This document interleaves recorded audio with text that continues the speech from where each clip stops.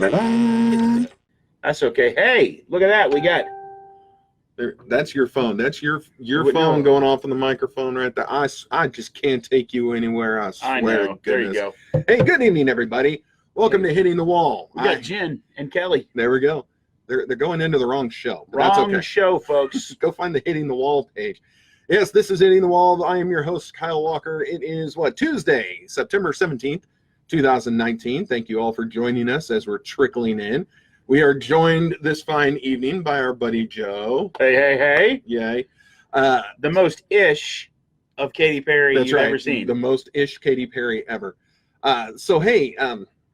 Because we're doing this whole, kind of not secondary, but the new podcast, I want you to just kind of reintroduce yourself to everyone, because we do have a lot of new listeners who are coming over to the Hitting the Wall section. No way. I will share numbers here in a moment, but it's really cool. So why don't you just go ahead and just remind everyone and the new people and who you are and why do we care?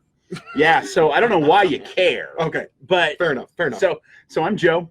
I am I'm a pastor and I don't even like that word, but that's what I am.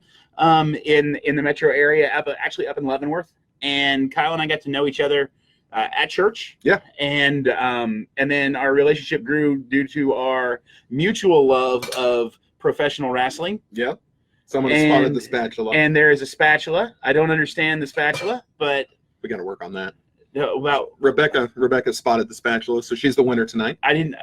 All right. Awesome. The spatula migrates every episode. Oh, does it? It does. I missed that. It's been over here. It's been back there. Now it was right here in front of me. Somehow I missed that.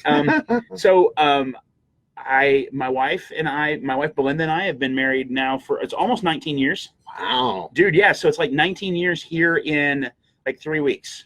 Someone better have a good anniversary present. Yeah. I got 3 daughters. I've got an 18-year-old daughter, an 8-year-old daughter, and a 1-year-old daughter. And so, not 18 yet. I'm sorry. She's 17 still. She's 18 for 2 more weeks. She's 17 for 2 more weeks. There you go. Okay. And so, yeah, that's me in a nutshell. I've lived in Kansas my whole life. So if you want to know anything about this phenomenal state. That's right. Amazing state. I am the guy. That's right. Because if it's a Kansas thing, I've done it. Hey, look, Sean Anderson's in there. Sean Anderson. What's up, buddy? In the house.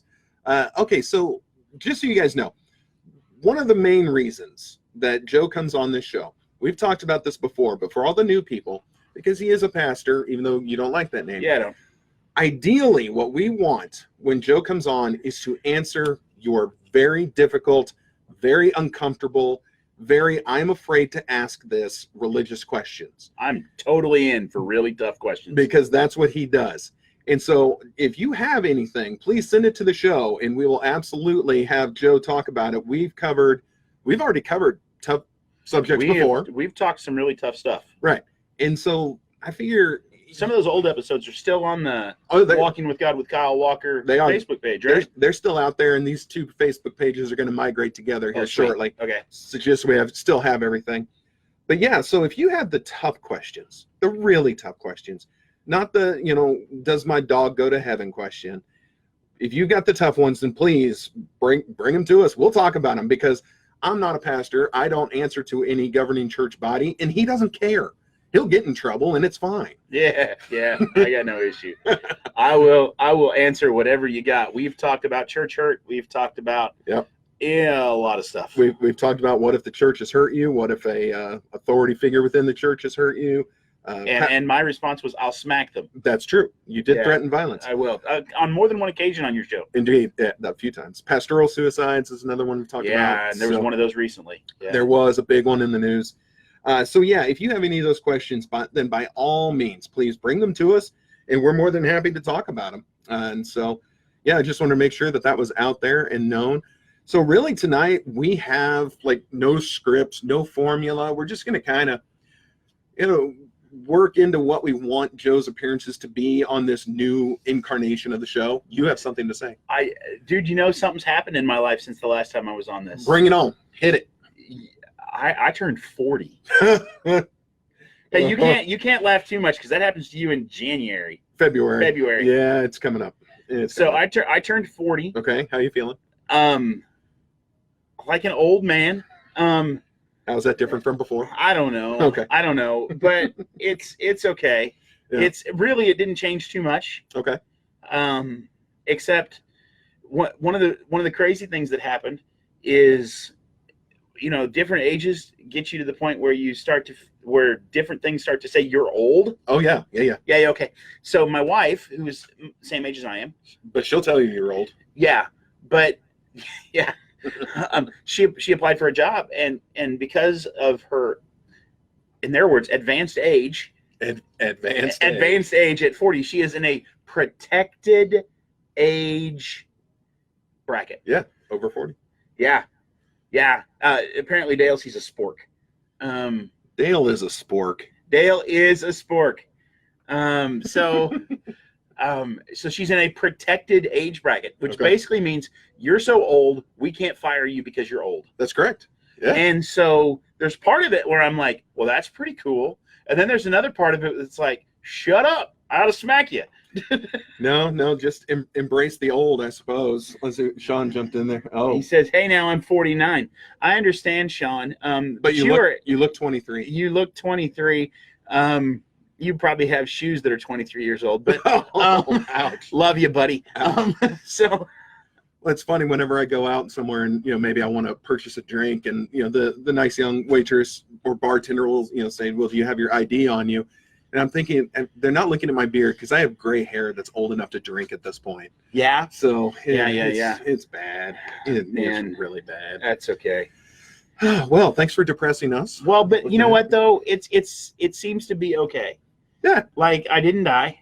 Nope. And I don't feel a day over 39. Because you're only about 10 days over 39. I'm only about 10 days over 39. Yeah, there you go. So, Oh, yeah. it's one of those things. It is one of those things. So soon, Dale says I need an AARP card. Soon enough, my friend, and when I get those discounts, you and I can go hang out. Yeah, but see, Dale's only, I think he's 38, but he's about the oldest 38 you've ever met. He is about 58, really. Yeah, I've had 2 open heart surgeries, and I'm still not as old as Dale. I understand. Yes. Yeah. It's so much fun to give Dale a hard time. Really, because basically he doesn't come hang out with us anymore. So. No. Well, he has wife and kids and responsibilities. Well, so do I. But I don't. It's great. But hey, while I'm thinking about it, because I try and do anything I can to not think about Dale, I did start a Twitter account for the show just to keep up with guests and things. Is it called Anything But Dale? It's called Anything But Dale. No. But I promised that anyone who gave us a follow this afternoon would get a shout out on the show. And even though I haven't seen her log in yet, a big shout out to Kelly, because Kelly was our first follower on Twitter. So Kelly wins the prize. We did have a Kelly join. Oh, it's there There's she a is. Kelly in both say. No, I see her now. Kelly, hi Kelly. You were the big winner of the Twitter follower. Whoa, go Kelly. You're our one. But if you're on Twitter, it's at HTW_POD, because someone took the handle I wanted. OD. Okay. Pod. Yeah, like hitting the wall pod. I got it now. Oh, Age. yeah. Caught up with me. You had a senior moment. I did. Already. I did. Super. All right. So what I threatened him with to talk about today, there she is. Woohoo. Yes, Kelly's the winner. So, we're calling the show Hitting the Wall, and it's all about the different points in your life where maybe you've run into a very difficult thing, difficult situation or circumstance that was hard to get through. And so, that's what we call hitting the wall. And so I want to work on kind of where you personally and professionally have hit the wall. And here's why I ask, okay? A lot of times when people hit the wall, especially spiritually, where do they go? They come to me. They go to the pastor. We're talking mainly spiritually here. So I thought it would be interesting to see where pastors hit the wall, and then a pastor's response when someone comes to them having the same situation. Because let's be honest, a lot of times our pastor will say, okay, we'll do this, this, and this, and we do none of the above. And then we go back to him and say, well, it didn't work. Well, did you do what I said? Well, no.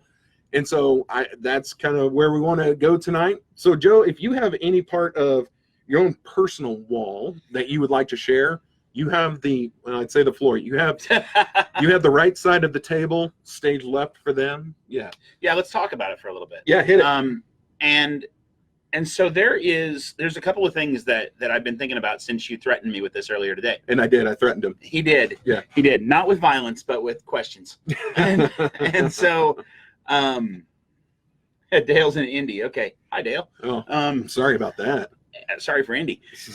That too. But there's been a couple of things, and I think that one of the things that's been hitting me kind of square between the eyes lately. Yeah.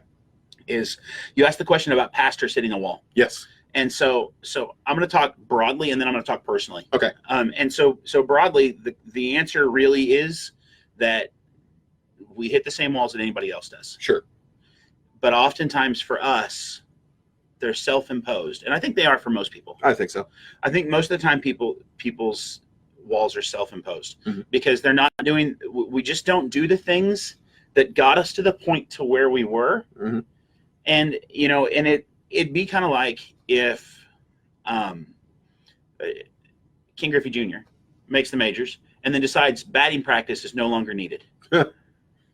There's going to come a point in time where his natural abilities are not going to carry him through, and he's going to hit a professional wall. Correct. And I think for pastors, it oftentimes happens the same way. I had a friend who would call it the mistress of ministry, and where we would in essence cheat on everyone around us with the job. Okay. And we could get to the point where we can truthfully fall more in love with the job than we are with Jesus. Okay. And that's a really dangerous spot to be in, because what ends up happening is then we begin to rest on our own abilities. And I know a lot of pastors, and none of us are good enough to rest on our own abilities. No. None of us. Or any of us in anything ever. And, right. Yeah. Right. Again, like the Ken Griffey Jr. reference. Right. There's no better hitter in the history of baseball. I mean, there are probably guys who on a given day were better, but across the course of his career, nobody had a sweeter swing than the kid. That's for sure. And so, but if the kid neglected batting practice, neglected the things that brought him to where he was, it would have declined. Correct.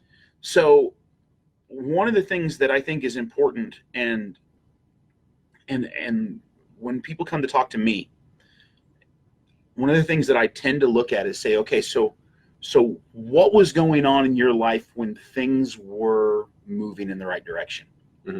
What were some of the things that were normal parts of your day when things were moving in the right direction? And 95% of the time, they're not present anymore. Yeah. Because we get to a certain point and we rest. Yeah. And we stop. And this could be people who, and a lot of times for me, and this is just the thing, the people who come across my desk, they are people who have struggled with addiction and have fallen off the wagon, and now they're trying to get back on the wagon. Yeah. And so you start asking the questions not about why did you do this, but why were you successful before? And what changed? And what did you stop doing? And normally I don't even have to ask the second question. Right. Somebody starts to tell me what they were doing before. But you're right. Oftentimes, even pointing those things out, it becomes it. People aren't willing to take their own advice, let alone mine. That's so true. And so true. And it's frustrating. But the thing of it is I can fall into the same trap. Yeah. I mean, there are times when, like we've talked on the old show. Yeah. We'll call it that now. We talked on the old show. The previous version. About how my oldest daughter has told my middle daughter how lucky she is that she never got to meet Angry Daddy. Right. And I've looked, and even this last week, I found myself slipping into this back closer to being Angry Daddy. Oh. And I had to look at the circumstances that were going on in my life and saying, hey, I had to ask myself the same question. What was going on in my life when things were going really well? And I had to look at it and say, okay, I was in my word every day. I was praying on the regular basis. I was surrounding myself with people. And what I realized is what had happened is I became so busy with work that I was neglecting these other things. And so I was trying to be not angry under my own power. Right. And, well, I'm pretty crappy at that. And so what are some of those personal walls that I hit? Yeah. Like it's falling back into old habits. Sure. Those are the walls that I hit. And, you know, there have been, or sometimes it's like personal things that I never really dealt with when I was younger. Mm-hmm. Like, I'll give you an example. And I know that looking at this svelte physique that you all can just imagine how, you know, things hey, the sexiness that flows through this webcam is beyond, it borderlines inappropriate. I understand. Yeah, I understand. And so, but there was a season when I was going through a really hefty weight loss journey. Mm-hmm. You know, I mean, I think it was before you and I really connected. And but I had lost over 100 pounds. Ah, there you go. I found a good portion of it. Sure. So I didn't lose it well enough. I mean, you lost it. It wasn't gone forever. Right. I just misplaced it. Sure. But the truth of the matter is what became that tipping point for me was when I was younger, like I just don't lose real well. Right. And when I set a goal and I don't achieve it, and sometimes my problem is I set unachievable goals. So I was going to go run a 10K, and I decided I was going to not just finish, I was going to win. And I know how well that's going to work. In the first 5K, I was doing really well. I was in 3rd place at the turn. Mm-hmm. Mm-hmm. And it was all downhill. And then I turned around, and it was the Pilgrim Pacer. Pilgrim Pacer. Yeah. I was at the same race. I was doing the half marathon again. I didn't really know you at that point, but yeah, Pilgrim Pacer. That course is. And I ran down the hill, and I was doing really well. I was in distance enough that I could have grabbed the ponytail of the guy in first place and pulled him to the ground. And I thought about it because he was beating me. Yeah. And but I didn't, and I ended up. I finished the race. Sure. I did pretty well. Yeah. I finished 17th in my age division for the 10K. I thought, I mean, across the board for my very first 10K ever, most people would say, Joe, you did really well. Yes. I was a 200-pound 10K guy who finished 17th in his age division, and there were 46 people in my age division. Right. So I did okay. Yeah. But in my mind, I didn't meet the goal that I had hit. And so I hadn't wrestled through like my own, where do I get my value? Mm-hmm.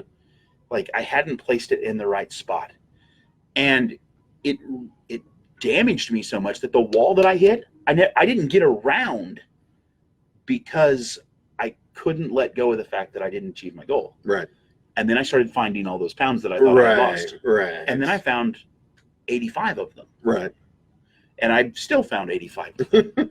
and so there are these things we start to hit, and I think that when we hit walls, Kyle, I think it comes from either we've forgotten what got us to a good place, yep, or there was something in the past that we never really dealt with, mm-hmm, that now is staring us in the face because we thought we were beyond it, but we weren't. We're not beyond it because we never actually dealt with it. Right. And so, you know, I know that you had kind of wanted me to come on here and in essence read the riot act a little bit and say, listen, if you come to me, you better do what I say. Oh no, not that. And I don't know that I can do that because the truth is I'm just as crappy at doing that myself as anybody else. And sure. And I don't need to add fuel to the church is a hypocrite fire. You know, I don't need to pour gasoline on that fire. I think we've actually talked about that before, haven't we? Yeah. Yeah. But I definitely don't need to pour gasoline on that fire. No. And I figured you have a platform, and look, people will come to pastors, and I'm not even a pastor, and people have come to me, you know, through the previous podcast and, you know, the things that I do with, like you said, unreasonable expectations or unreasonable now requests. That's something we can talk about. Hit it. We can talk about unrealistic expectations. That's right. There was a day and time, and let's just historically look at this. Sure. I mean, there was a day and a time in our culture before there was all the different types of specialization and professionalisms. Mm-hmm. You know, so there wasn't psych doctors, and there weren't all these other things. There weren't professional counselors. There weren't others. Pastors filled these roles. Yes. You know, pastors were in essence your financial advisor. Pastors were your marriage counselors. Yeah. Pastors were all these other things, and they carry all these realms. And the truth is, no, there is not no, I shouldn't say there isn't any, but 99.9% of pastors are ill-equipped to actually be able to give you the most like professional advice. Yeah. So if you come to me and expect me to cure your financial burdens, I'm gonna pray for you.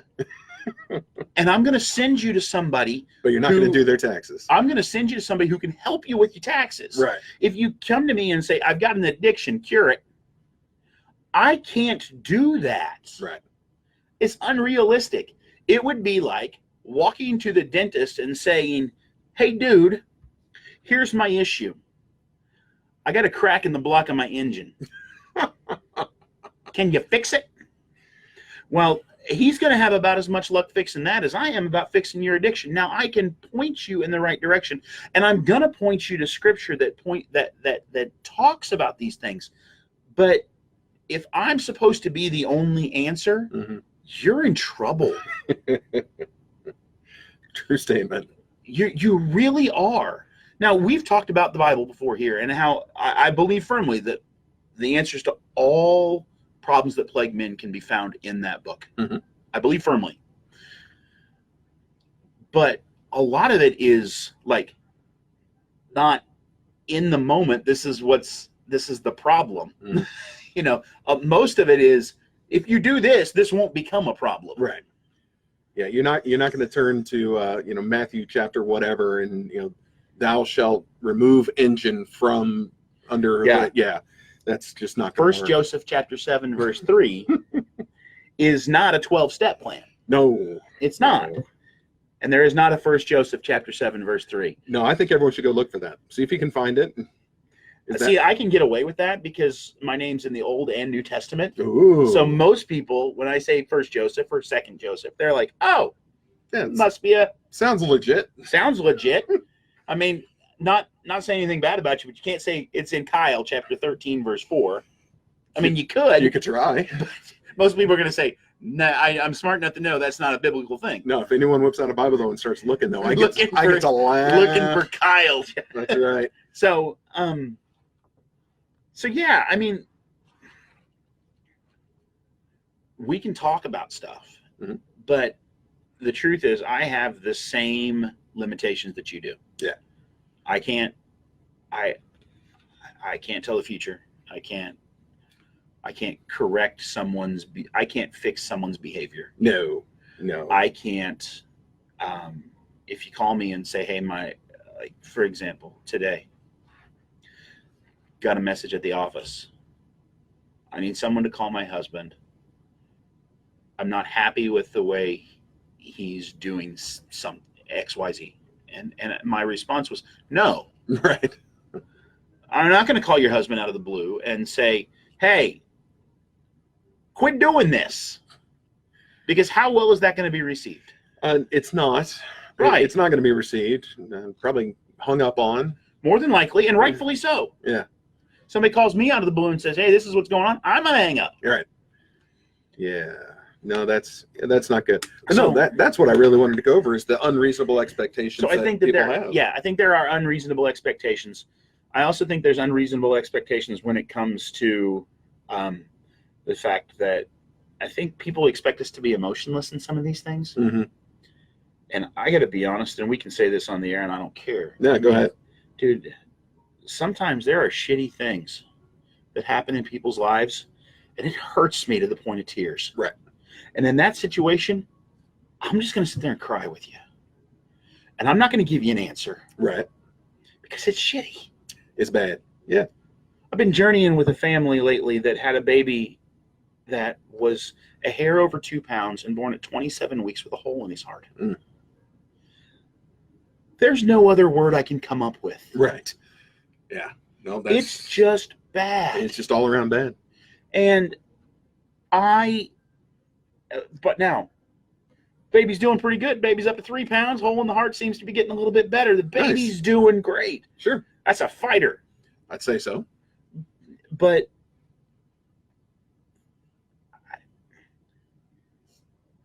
graciously, they didn't come to me and ask me for an answer about what to do. Good. But that's not the norm. Right. You know? I'm not equipped to make massive life decisions for you. I can sit with you when you do it, Sure. but I can't make them for you. Right. So, Yeah. Yeah. Well, that was pretty much the main point I wanted to get across, and why that seemed like a good idea for tonight. I don't know. I think it's just because we're starting this new podcast, and it kind of fit the theme. Yeah. Now, that all being said, I'm going to go back to what Kyle said earlier. Send us some questions. I want to talk about stuff. Right. Yeah. Please send us the real. I don't know what would be the right word. The real difficult. We've been picking on him all night. So come on, Dale, bring it on. Dale in Indianapolis. Come on, Dale, bring it on. So yeah, so if you can believe that, we're almost to 8:30. So I just want to real quick, reiterate, we're still trying, to get the hit in the wall page moving forward momentum. What's the numbers looking like? Okay, so last week's episode was around 350 views. Mm-hmm. We only have 250 likes. Are we at 250? 249. I would love to get What 250. in the world? People, we can deal with this in the next 4 minutes before Kyle and I shut up. Yeah, somebody, please go out there and get me that 250. My OCD has just been throbbing lately. Dale? Yeah. No, he did. Actually, he liked it while we were doing the show and making fun of him. I saw that come across the screen. Nice. So are we up to 250 So now? we might be up to 250 now. Good man. Of course, every time I ask, that's when we lose two and two people unlike it. I think they only do it to mess with me. But if you guys remember 2 years ago when we were starting the Walking with God podcast, I had to beggeth upon you to show us some love. Share Slowly. Share it. You did. But now I have to ask you to do it again because we really want the show to launch. I tried to do what people wanted me to do. They wanted something a little more all-encompassing. That's what we've got. Like, share, and comment. Like, share, and comment. Share, comment. Exactly. Like, share, and comment. Go to the page. Invite all your friends to like it. And everything will be great. We can do it. It'll be awesome. You guys can, see my plethora of hats because I was told that I shouldn't wear this hat tonight because it's super ugly. Ain't nothing wrong with that hat, I don't man. care. I like the neon underneath, the neon Ain't green nothing on my wrong bill. with that hat. It's a good-looking hat, but yeah, I was told it was too ugly to wear, so I'm glad I wore it. I don't know who told you that, but they would be wrong. You are wrong, aren't you, Senorita? That's right. That's right. That's right, Senorita. That's right. I don't know who you are, this but hat is awesome. I don't know who you are, but Oh, I know it's not Dale. She might get mad at me if I call her out right here on the show, so I won't do that. Uh-huh. But I'm talking. Right there. Yeah, that's what I'm talking about. So yeah, so like, share, comment, invite your friends. Let's grow this thing. We're still working on getting everything transferred over. It has the Instagram now. We have the Twitter. We have the Spreaker. We have the YouTube. We're still working on getting on the iTunes and the iHeartRadios and the stuff that just takes time. Nothing but love to Clover Hill Promotions for all the work that they've done. That's right. They are the true MVPs of this. And you can also go and see, I don't know if I'd call it our sister podcast, but Clover Hill now has a second podcast that they produce. It's called Saluting Darwin. So I've listened to that. It's funny, isn't it? It's hilarious. It's funny stuff. So go find Saluting Darwin on everywhere you like to listen to podcasts. Make sure you give them a like. Tell them that Hitting the Wall sent you, because yeah, we're all kind of in this together. But it's super funny, very dark humor, but funny. It is. Hey, but before we get off the air, yeah, it is the America's favorite season. Football. It is fantasy football season. It is. Because that's, I think, actually people would appreciate that more than they do the NFL. That's for sure. Yeah. So this is the perfect spot for me to say, how many leagues are you in? 3. And how are you doing? Well, in my main league that you and I are in, I am 1-1. Okay, and can you say the team name on the air? I cannot. It is not clean. It is not. No. Oh, you are overpaid, aren't you? Yeah, overpaid, and then a word that I can't use on this podcast. Overpaid witches. Sure. Yes. Yeah, which is a good name for a fantasy football team. That's not gonna right. lie. I am in that league. I am Country Road Take Mahomes. Yep. And I think they need to remake the old Country Road Take Me Home song and just do it. Country Road Take Mahomes. I've got the lyrics. Oh, by the way, happy birthday to Chiefs quarterback Patrick Mahomes today. How old is he today? Is he 40? 24, I think. Oh, he's not 40. He's ridiculously young. Oh, dude. Yeah. So I'm 2-0 in that league. Yeah. Well, okay, and you are in a couple other leagues, and so we're in another league together. I haven't even looked at that one yet this week. We're in another league together. Yeah. Which I am in that league. My team name is Plaxidentally Shot Myself. Indeed. Which I am also 2-0 in that league. Okay. So I'm currently undefeated in fantasy football this year. Not that he's trying to brag or anything. I am bragging. Listen to this guy. I am bragging, and I will continue to. Because Sounds last like year, listen, I've won 2 games this year. That's how many I won all last year. So last year was a learning experience. last year was horrible. So you're in 3 leagues though. Yes. What about the 3rd league that I am not in? I still haven't looked. Okay, fair enough. I'm behind. You need to pay busy attention weekend. to these things because it's important for us to be able to talk about. Okay. I will update everyone next week on how my fantasy football I'll be here teams next are doing. week. Are you? I am. We're on the calendar, remember? I wasn't going to say anything because I don't want to mention it or think about it. I am going to be here, and I'm positive about that. Okay. Are we going to have anyone with us? Well, it's still the plan. Okay. Well, so since he said it, if you're still watching, next week we potentially have super huge, big, mega guest, published author, big time. All around good dude. Yeah. I'm not even going to say his name because I don't want to scare him off. It's not Dale. It's not Dale. Because even though that would be a fun episode, we should have him on with us sometime. I've offered Dale. But yeah, I've tried to get this guy on the show for a while now, and it might happen next week. So I'm not going to say any more, but big guest next week if we pull this off. Yeah, it'll be fun. Indeed. So it'll be fun. So that's going to do it. We're 2 minutes late. Yeah. So scared. Hey, appreciate you all. Thanks for coming and hanging with us. Yep, and send us some questions. Yeah, it would be a lot of fun. Send Joe some questions. It would be a lot of fun for us to have something to talk about next week and not just have to make something up.